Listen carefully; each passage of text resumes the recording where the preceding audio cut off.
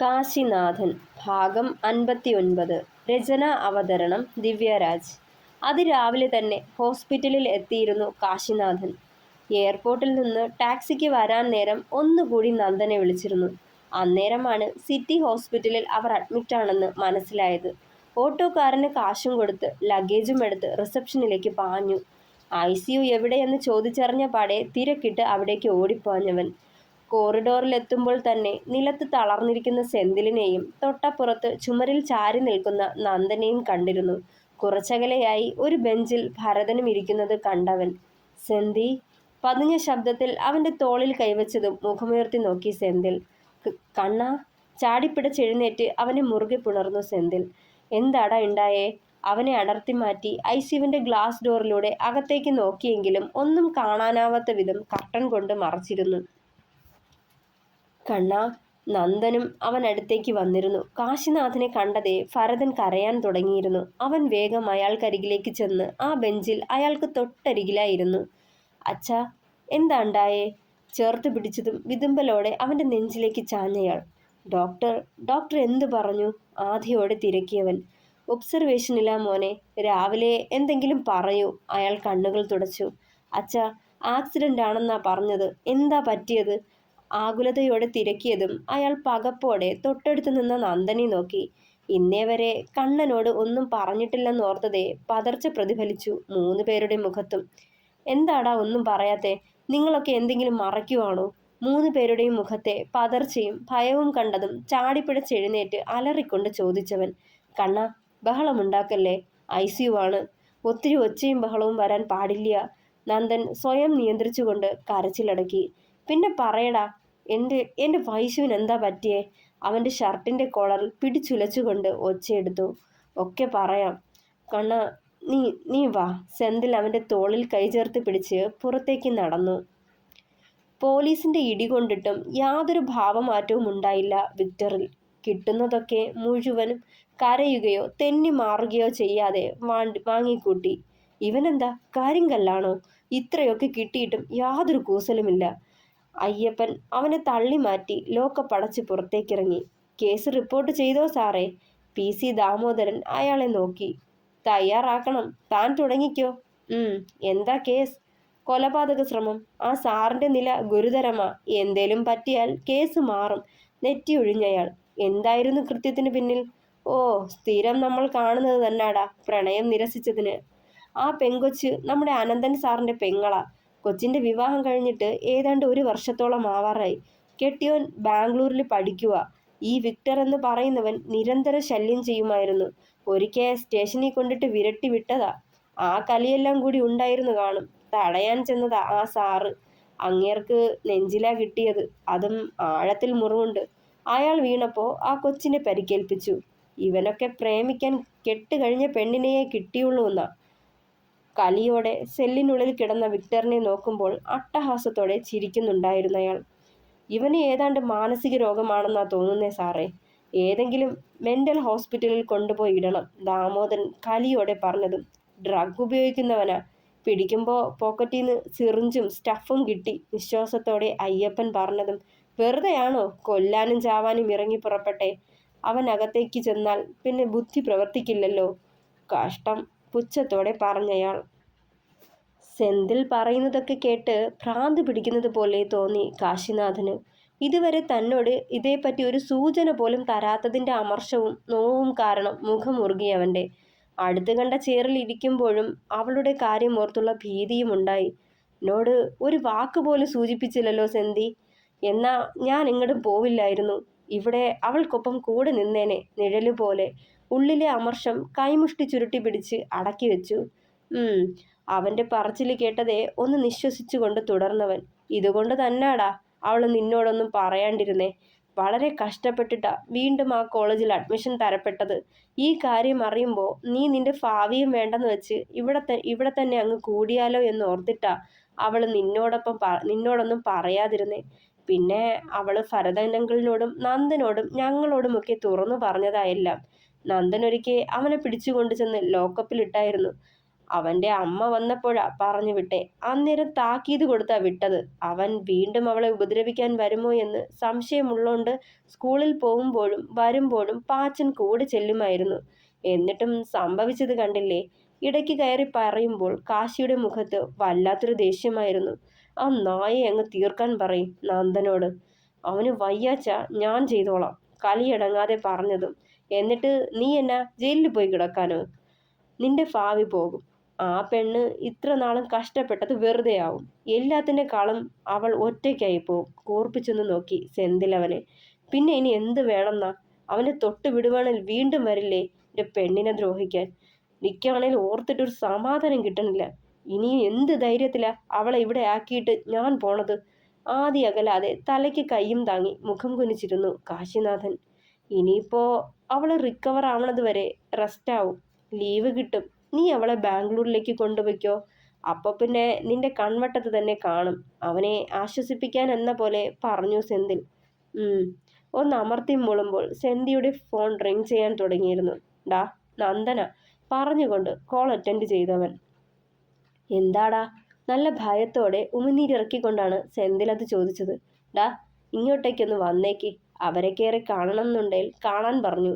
ഒരേ സമയം ഒരാളെ അലോ ചെയ്യൂ, നന്ദൻ നേർത്ത ശബ്ദത്തിൽ പറഞ്ഞതും. ഡാ അവർക്കിപ്പോ എങ്ങനുണ്ട്? പാച്ചു അവൻ്റെ കാര്യം വല്ലതും പറഞ്ഞോ? രണ്ടാളും അപകടനില തരണം ചെയ്തിട്ടുണ്ട്.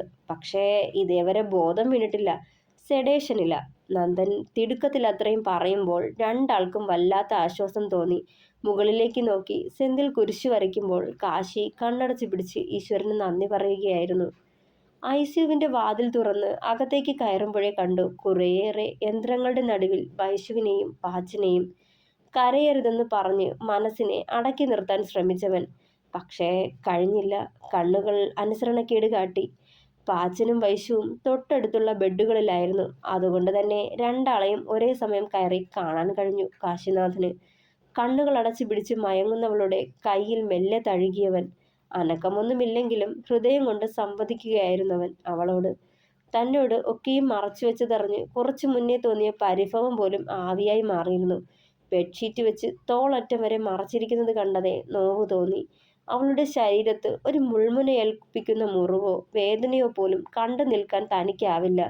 അപ്പോൾ പിന്നെ ഇത്രയും വലിയൊരു നോവ് അവൾ അനുഭവിക്കുന്നത് താൻ എങ്ങനെ കണ്ടു നിൽക്കുമെന്ന ചിന്തയായിരുന്നു അവനിൽ. തൊട്ടടുത്ത് കിടന്ന പാച്ചുവിലേക്ക് നോട്ടം പോയതും നെഞ്ചൊന്ന് വിങ്ങി. വൈശുവിനെ രക്ഷിക്കാൻ ശ്രമിക്കുന്നതിനിടെ പരിക്കേറ്റതാണ് അവന്. എപ്പോഴും തമാശ പറഞ്ഞും കളിയാക്കിയും ചിരിച്ചും മാത്രമേ അവനെ ഇതുവരെ കണ്ടിട്ടുള്ളൂ. പുറമേ ചിരിക്കുമ്പോഴും ഉള്ളിൽ വലിയൊരു നോവാണ് അവൻ കൊണ്ടു നടക്കുന്നത്. അനാഥത്വം എന്ന നോവ്. ചെറുപ്രായത്തിൽ തന്നെ അച്ഛനും അമ്മയും നഷ്ടപ്പെട്ട അവന് ആകെയുള്ളത് ഒരു പെങ്ങളാണ്. പറക്കമുറ്റുന്നതുവരെ അവരുടെ സംരക്ഷണം ഏറ്റെടുത്തത് വകയിലെ ഒരു അമ്മാവനും. അയാൾക്ക് ഇവർ രണ്ടാളും അടിമകളെപ്പോലെയായിരുന്നു. അടിയും തൊഴിയും ഉപദ്രവവും ഒക്കത്തിനും പുറമെ ഭക്ഷണം പോലും കൊടുക്കാതെ പണിയെടുപ്പിക്കലും. സ്വന്തം മക്കളോട് കാട്ടുന്നതിൻ്റെ ഒരംശം പോലും സ്നേഹം ഇവരോട് അയാൾ കാട്ടിയിട്ടില്ല. അനിയത്തിക്കുട്ടി വലുതായി വരാൻ തുടങ്ങിയതും അയാളുടെ നോട്ടം അവളിലായി. തരം കിട്ടുമ്പോഴൊക്കെ ചെറിയ കുട്ടിയാണെന്നു കൂടി നോക്കാതെ അവളെ തൊട്ടും തലോടിയും സുഖം കണ്ടെത്താൻ ശ്രമിച്ചു ആ ചെന്നായ. ഒരിക്കൽ കുഞ്ഞു പെങ്ങളെ ഉപദ്രവിക്കാൻ ശ്രമിച്ചപ്പോൾ കയ്യിൽ കിട്ടിയ എന്തോ എടുത്ത് അയാളുടെ തലയ്ക്കടിച്ച് അനിയത്തിക്കുട്ടിയെയും കൊണ്ട് ഓടി രക്ഷപ്പെട്ടവൻ. ചെന്ന് കയറിയത് രാമചന്ദ്രൻ മാഷിൻ്റെ മുന്നിലും.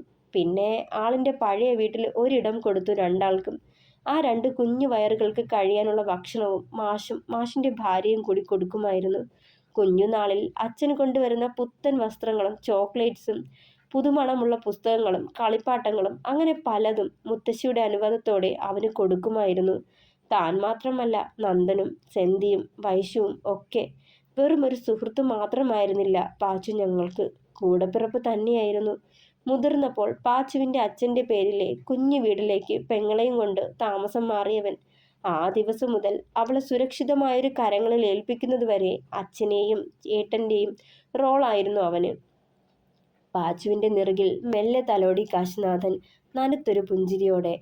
മണിക്കൂറുകൾ പിന്നെയും കടന്നുപോയി. യാതൊരു മടുപ്പും കൂടാതെ 3 പേരും തങ്ങളുടെ പ്രാണനായവർക്ക് വേണ്ടി ഐസിയുവിൻ്റെ ഡോർ തുറക്കുന്നതും കാത്ത് പുറത്ത് കാവലിരുന്നു. ജലപാനം പോലുമില്ലാതെ. വൈകുന്നേരത്തോടെ രണ്ടാൾക്കും ബോധം തെളിഞ്ഞിരുന്നു. ഉണർന്ന പാടെ വൈശു തിരക്കിയത് കാശിയായിരുന്നു. അവൻ അകത്തേക്ക് ചെല്ലുമ്പോൾ കണ്ണടച്ച് പിടിച്ച് കിടപ്പുണ്ടവൾ. തൊട്ടപ്പുറത്ത് പാച്ചുവും. അവനെ കണ്ടതേ ആ നോവിലൊന്ന് പുഞ്ചിരിക്കാൻ ശ്രമിച്ചവൻ. കാശിനാഥന്റെ സാമീപ്യം അറിഞ്ഞതേ മെല്ലെ കണ്ണുകൾ വലിച്ചു തുറന്നവൾ. കണ്ണേട്ടാ. സെഡേഷൻ പൂർണ്ണമായും മാറിയിരുന്നില്ല എന്നതിന് തെളിവായി നാവ് കുഴിഞ്ഞുള്ളൊരു ആർത്തനാദം പുറത്തേക്ക് വന്നിരുന്നു. അവളെ കണ്ടതേ നാവനക്കാൻ പോലും ആവാതെ കണ്ണുകൾ നിറച്ചു പിടിച്ചു കാശി. വൈശു, എന്തൊക്കെയാടാ ഇത്?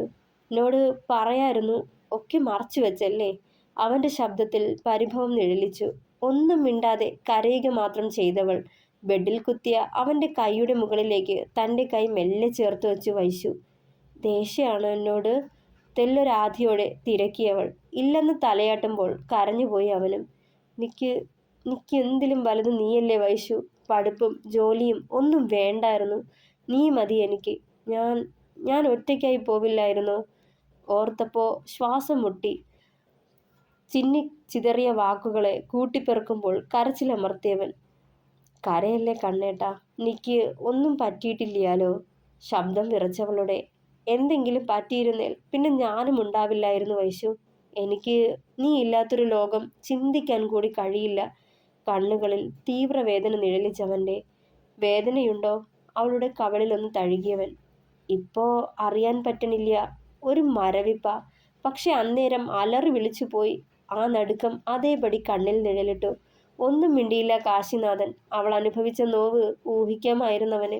നോട്ടം പാച്ചുവിലേക്ക് തിരിച്ചു കാശിനാഥൻ. കണ്ണടച്ച് കിടപ്പാണ്. രണ്ടാളും പരസ്പരം സംസാരിക്കട്ടെ എന്ന് കരുതിയിട്ട്. പാച്ചു അവൻ്റെ അരികിലായി ചേറിലിരുന്നു കൊണ്ട് വിളിച്ചതും മെല്ലെ കണ്ണുകൾ വലിച്ചു തുറന്നു. എടാ, നാണമില്ലേടാ മോങ്ങാൻ? നെഞ്ചിലെ നോവടക്കി പിടിച്ച് ചിരിച്ചുകൊണ്ട് പറഞ്ഞു പാച്ചൻ. വയ്യാണ്ട് കിടക്കുവാ തെണ്ടി. എന്നാൽ കളിയാക്കാൻ അവന് ഒരു ഉളുപ്പുമില്ല. കാശി കണ്ണുരുട്ടി. ഓ പിന്നെ വയ്യായിക 2-4 ആഴ്ചത്തെ പാടല്ലയോ. അത് കഴിയുമ്പോൾ ഞാൻ പഴയ പോലെ എഴുന്നേറ്റ് നടക്കും. ചിരിയോടെ പറഞ്ഞവൻ. മെല്ലെ അതേപോലൊരു ചിരി അവനെ സമ്മാനിച്ചു കാശിനാഥനും. ഭാമയെ അറിയിച്ചിട്ടുണ്ട്. ഇന്നോ നാളെയോ എത്തും. ഷേ, വേണ്ടായിരുന്നടാ. എന്തിനാ അവളെ ബുദ്ധിമുട്ടിപ്പിക്കാൻ പോയേ? അല്ലുമോള് തീരെ പൊടിയാ. 1 വയസ്സ് കഴിഞ്ഞല്ലേയുള്ളൂ. അവളുടെ പിന്നാലെ നടക്കാൻ തന്നെ ആള് വേണം. അപ്പോ എൻ്റെ കാര്യം കൂടി എങ്ങനെ നോക്കുന്ന? ആധിയോടെ പറഞ്ഞു പാച്ചു. അവൾക്കവിടെ ഒരു ബുദ്ധിമുട്ടും ഉണ്ടാവില്ല. കേട്ടപ്പോൾ തന്നെ വലിയ കരച്ചിലായിരുന്നു. നിന്റെ അളിയനോട് സംസാരിച്ചു. നല്ല പയ്യനാ. ആള് ലീവ് എടുത്ത് വരാന്നൊക്കെ പറയുന്നുണ്ടായിരുന്നു. കാശി കൂട്ടിച്ചേർത്തു. ഏയ് വേണ്ടായിരുന്നടാ.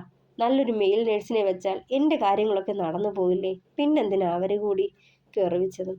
ഇതുപോലുള്ള അവസ്ഥയിൽ മെയിൽ നേഴ്സിന്റെ സാമീപ്യമല്ല നിനക്കാവശ്യം. വീട്ടുകാരുടെ കരുതലും ചേർത്ത് പിടിക്കലുമാ. ഇത്ര നാളും നീ അവളെ മകളെപ്പോലെ കൊണ്ടു നടന്നതല്ലേടാ. ആ നിനക്കൊരാവശ്യം വരുമ്പോൾ അവൾ കൂടെ വേണ്ടേ? അവൾക്ക് ബുദ്ധിമുട്ടാവും എന്ന് എനിക്ക് തോന്നുന്നില്ല. നിന്റെ കൂടെ പിറപ്പല്ലേടാ. അവൻ്റെ തോളിൽ തട്ടി കാശി. അതിന് മെല്ലെ ഒന്ന് ചിരിച്ചു പാച്ചൻ. ഡാ, സമയം കഴിയാറായി, ഞാൻ ഇറങ്ങാം പറഞ്ഞുകൊണ്ട് വൈശുവിനെ നോക്കി. ആ കണ്ണുകളിൽ ഇതുവരെ ഇല്ലാത്തൊരു പരിഭ്രാന്തി വന്നലയ്ക്കുന്നതും കണ്ണുകൾ ചുറ്റും പരന്നു നോക്കുന്നതും കണ്ടവൻ. വൈശു നെറ്റി ചുളിച്ചുകൊണ്ട് വിളിച്ചതും കണ്ണേട്ടാ പോവല്ലേ. എനിക്ക് പേടിയാ. അയാൾ വീണ്ടും വരും. നീ കൊല്ലും. വാക്കുകൾ പോലും വിറയ്ക്കുകയാണെന്ന് തോന്നി കാശിനാഥന്. വൈശു അവളുടെ കയ്യിൽ പിടിച്ചതും കൈയൊക്കെ തണുത്ത് മരവിച്ചിരിപ്പുണ്ട്. പോവല്ലേ കണ്ണേട്ടാ, എനിക്ക് പേടിയാ. അയാൾ എൻ്റെ പിന്നാലെ വരും ഭീതിയോടെ പറയുന്നുണ്ടായിരുന്നു. അവളുടെ അന്നേരത്തെ ഭാവം കണ്ടതേ നോവ് തോന്നി അവന്. എന്തും ധൈര്യത്തോടെ നേരിടുന്നവളാണ്. ഇത്രമാത്രം പാനിക് ആവുന്നുണ്ടെങ്കിൽ വിക്ടറിനെ അവൾ വല്ലാതെ ഭയപ്പെടുന്നുണ്ട് അവൻ ഓർത്തു. ഇല്ല, പോണില്ല. മെല്ലെ അവൾക്കരികിലെ ചേറിൽ ഇരുന്നവൻ. അന്നേരമാണ് അവൾ കുറച്ചൊന്ന് ശാന്തമായത്. വൈശു, അയാളിപ്പോൾ നന്ദൻ്റെ കസ്റ്റഡിയിലാ. ഇനി അയാൾ നിന്നെ ശല്യം ചെയ്യാൻ വരില്ല. പേടിക്കല്ലേ. അവളുടെ കയ്യിൽ മുറുകെ പിടിച്ചവൻ. എന്നെ വിട്ടിട്ട് പോവല്ലേ കെഞ്ചിയവൾ. വിസിറ്റിംഗ് ടൈം കഴിഞ്ഞു. ഇനി പുറത്തിറങ്ങണേ. ഒരു നേഴ്സ് അവിടേക്ക് വന്നതും കാശി അവളെ തന്നെ നോക്കി. കണ്ണേട്ടാ പോവല്ലേ. കരയാൻ തുടങ്ങി വൈശു. അവൻ എന്ത് ചെയ്യണമെന്നറിയാതെ ദയനീയമായി നേഴ്സിനെ നോക്കി. സാരല്ല വൈഷ്ണവി, ഇവിടെ ഞങ്ങളൊക്കെ ഉണ്ട്. പേടിക്കണ്ട. ഇഞ്ചുറി സ്പോട്ട് ക്ലീൻ ചെയ്യേണ്ട സമയമായി. വൈഷ്ണവിയുടെ ഹസ്ബൻഡ് പുറത്ത് വെയിറ്റ് ചെയ്താൽ മതി. അവർ തറപ്പിച്ചു പറയുമ്പോൾ കാശിനാഥൻ വൈശുവിനരികിലേക്ക് ചെന്ന് മെല്ലെ അവളുടെ നെറുകിൽ തലോടി. പേടിക്കണ്ട കേട്ടോ. ഞാൻ പുറത്തുണ്ടാവും. ഞാൻ മാത്രമല്ല, അവന്മാരും. അവളെ സമാധാനിപ്പിക്കാൻ ശ്രമിച്ചു.